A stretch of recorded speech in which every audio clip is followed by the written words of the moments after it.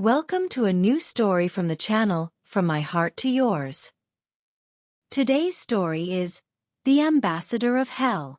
Before we begin, don't forget to subscribe to the channel and turn on notifications to stay updated with all our latest content. Your support helps us continue providing amazing stories. And now, let's begin today's story. The Ambassador of Hell. Ramadan Abdelkhaleq works as a teacher. He has a wife named Salma, a son named Farid, and a daughter named Sara. Ramadan was a simple man who valued his work and never missed his prayers. However, he suffered from the pressures of life and the injustice of his corrupt and tyrannical school principal, Saber. Ramadan's life was simple and humble. He lived with his family in a small apartment in a crowded neighborhood. Every day, he left for school early, carrying his old worn-out bag. Despite his low salary, he was dedicated to teaching his students and believed education was a sacred mission. His wife, Salma, was a patient woman who managed the household wisely despite their limited resources. She sometimes worked as a seamstress to help meet the family's needs. Ramadan found happiness in their simple family gatherings, where they would sit around a modest table, sharing stories and laughter despite their struggles. Farid was an ambitious but reckless young man who dreamed of becoming rich quickly. He felt trapped by his family's humble lifestyle. Sara, on the other hand, was a beautiful university student who was proud of her family's values but longed for a more luxurious life. She was influenced by her wealthy friends.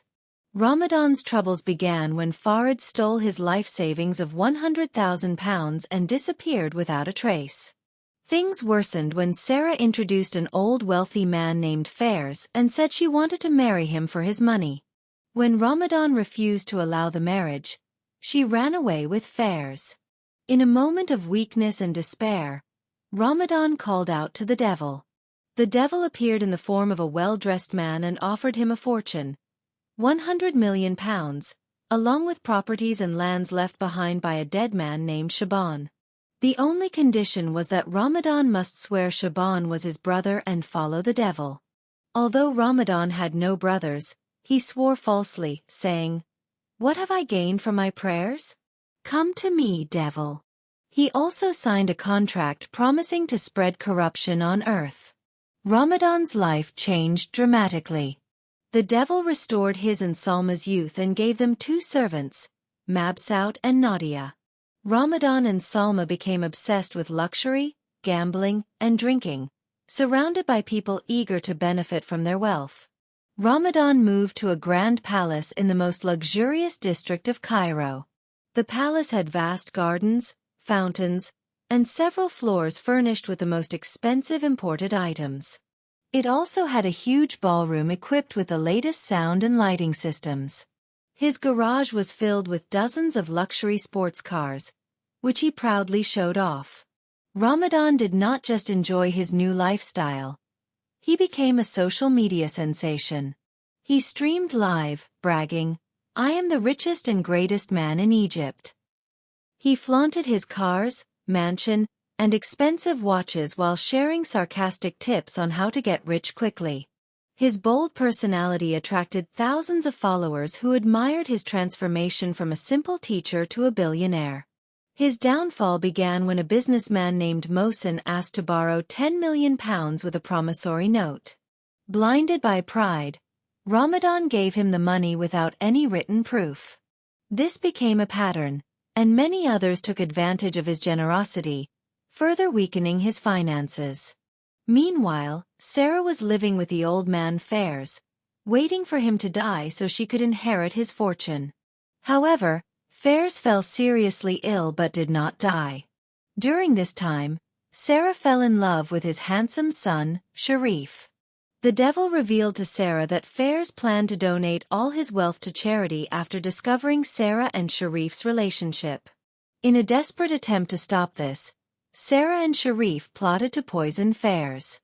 But the devil betrayed them and reported their crime to the police, leading to their arrest for attempted murder.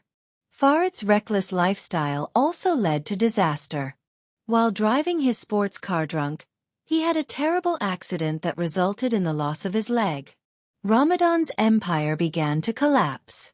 He lost his fortune through gambling, his agricultural investments failed due to a market crash, and his debts piled up. When he turned to Mohsen to reclaim his loan, Mohsen denied ever receiving any money. Seizing the opportunity, Mabsout and Nadia stole the remaining jewels and cash from Ramadan and Salma before fleeing.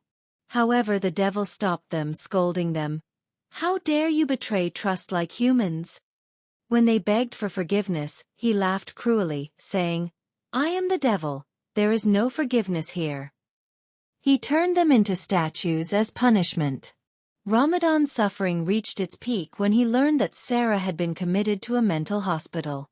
In his darkest moment, he received a final request from his dying son, Farid, who wished to see him one last time. The devil appeared to Ramadan in his true form. Filled with regret, Ramadan turned to God and began reciting Ayat al-Kursi, a powerful verse from the Quran. The devil screamed in pain, burned to ashes, and vanished forever. Ramadan, Salma, and their children woke up to find that everything had been a shared vision, a powerful warning from God to return to the path of righteousness.